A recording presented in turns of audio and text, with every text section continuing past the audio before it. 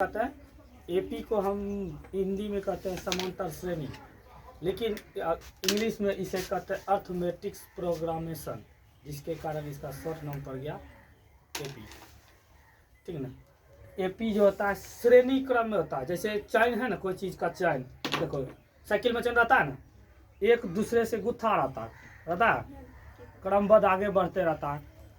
उसी तरह से जैसे पायल, वह क्या श्रेणी क्रम में रहता है, एक इधर से नोक लगा रहता है, इस तरह से रहता पाया रहता है। तो श्रेणी क्रम वह जो समांतर क्रम में जुड़ा रहता है। ठीक है। उसी तरह एपी है, हर एक दूसरे से क्या रहता है। एपी कब होगा? जब किसी का सार्व अंतर क्या हो, समान होता है, तो हम उसे एपी में कहते हैं। तो हाँ, तो ए बराबर, तो डी को क्या कहते हैं? सार्व अंतर कहते हैं। सार्व अंतर यानी डिस्टेंस, जिसकी दूरी समान होता है, डिस्टेंस कहते हैं एक दूसरे से बढ़ता है, डी सार्व अंतर। एन कहते हैं पदों की संख्या कहते हैं, एन कहते हैं, या एल कहते हैं अंतिम पद को, जो लास्ट में रहता है, अंतिम पद। एसएन को कहते हैं पदों का योग। क्या कहते हैं? कहते हैं ना, पहला पद हो गया, दूसरा पद को क्या बोलेंगे? अगर समांतर क्रम में हम लिखेंगे तो पहला ए लिखेंगे, ए दूसरा क्या हो जाएगा? पहला पद ए हो गया, दूसरा पद क्या होगा? ए प्लस क्या लिखेंगे? डी लिखेंगे। तीसरा पद क्या लिखेंगे? ए प्लस 2d लिखेंगे। चौथा पद क्या लिखेंगे? ए प्लस 3d। पांचवा पद है, तो एक हमेशा क्या होगा? कम होगा। एक देखो यहाँ 5 है, तो क्या होता है? 4 होता है। एक हमेशा क्या हो जाएगा? इसी तरह ए एन बराबर, तो क्या हो जाएगा? A plus N minus 1 into क्या हो जाएगा? डी, अंतिम पद। अब है एसन का एक फॉर्मूला होता है n/2 a plus L. L मतलब होता है अंतिम पद। अगर अंतिम पद मालूम हो, n मालूम हो, a मालूम हो, तो ये फॉर्मूला लगाएंगे। एक फॉर्मूला होता है एसन बराबर n/2 2a plus n minus 1 into D होता है। क्या समझ में आए? अब देखो, ये हुआ तुमका बेसिक चीज मालूम। अब हम अगर किसी में सवाल में जो है कहेगा कि ए और डी दिया रहेगा, कहेगा कि समांतर क्रम में जो है, जैसे सवाल, एक सवाल देखते हैं, ए बराबर मान लिया जाए दिया है ए बराबर 10, डी बराबर दिया है 10, कहेगा इसको समांतर क्रम में ज्ञात कीजिए। किस क्रम में ज्ञात कीजिए? समांतर क्रम में यह ज्ञात कीजिए। हम अगर एपी हमको ज्ञात करने कहेगा, तो पहले तो पहला पद हमको 10 हो ही गया, तो दूसरा पद ज्ञात करेंगे, तो ए फॉर्मूला क्या लिखा है दूसरा का? ए प्लस डी, ए प्लस डी, ए प्लस डी। तो ए बराबर हमको कितना मालूम है? 10। डी बराबर कितना मालूम है? 10। 10 जोड़ 10 कितना हो जाएगा? 20। अब ए3 ज्ञात करेंगे, ए बराबर कितना है? 10। डी तीसरा पद है, तो एक कम हमेशा आता है, ए प्लस क्या हो जाएगा? 2d।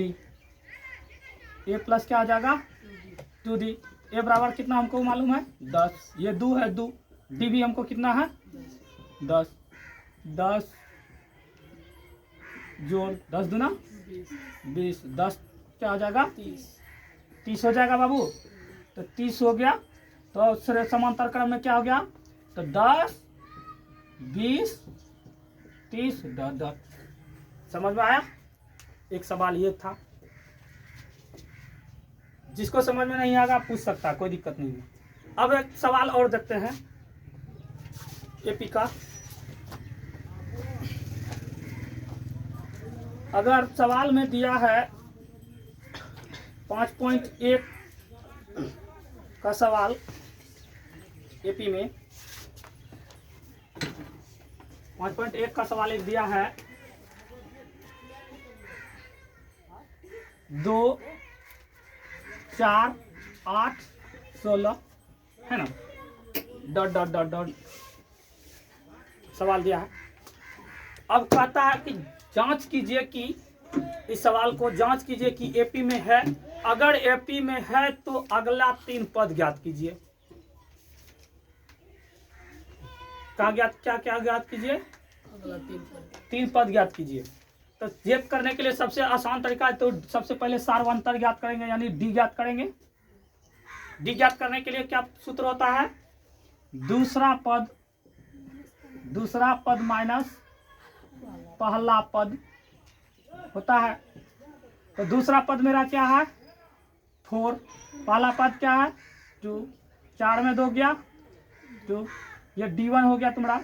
अब हम D2 भी ज्ञात करेंगे। अगर एपी को जांच करना है तो सबसे पहले D1 भी ज्ञात करेंगे और D2 भी ज्ञात करेंगे, D3 भी ज्ञात करेंगे। तो D2 क्या हो गया? ये दोनों कम हो गया। अब 8 और 4 लेंगे, 8 में 4 घटाएंगे तो D2 क्या हो जाएगा? 4 हो जाएगा। अब D3 ज्ञात करेंगे, 16 घटा क्या हो जाएगा? 8। तो D3 क्या हो जाएगा? 8। देखो D अलग अलग आ रहा है, 2 हुआ, 4 हुआ और 8 हुआ, तो अलग अलग हो गया।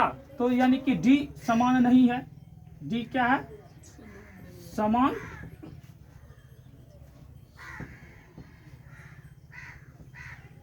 नहीं है तो एपी में, इसलिए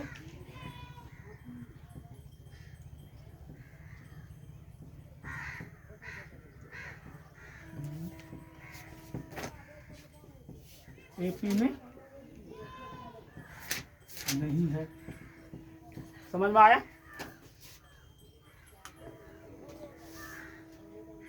तो इसलिए अगला पद इसमें ज्ञात नहीं होगा। समझ में आया?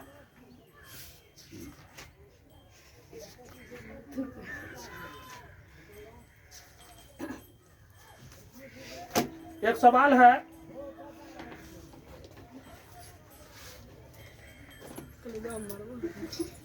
सात 13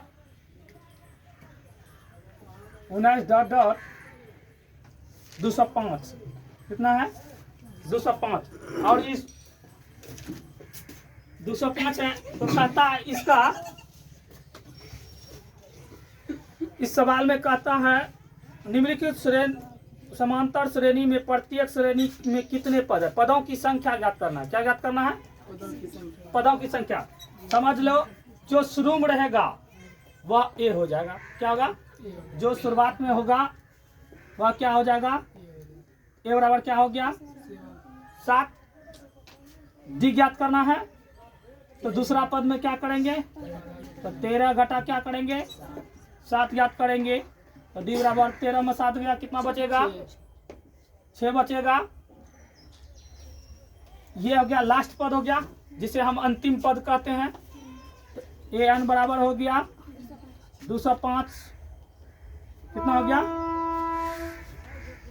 अब क्या ज्ञात करना है? हमें एन का मालूम नहीं है। एन बराबर 8, तो फॉर्मूला लगाएंगे। ए एन बराबर क्या आ जाएगा? A plus N minus 1 into D. A N बराबर 205 बराबर ए बराबर कितना है?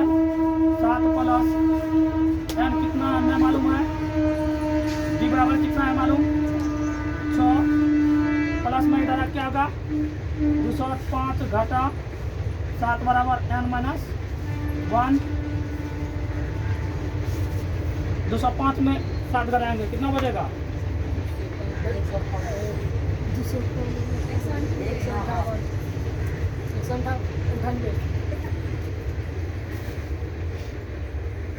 6 गुना में इधर क्या होगा?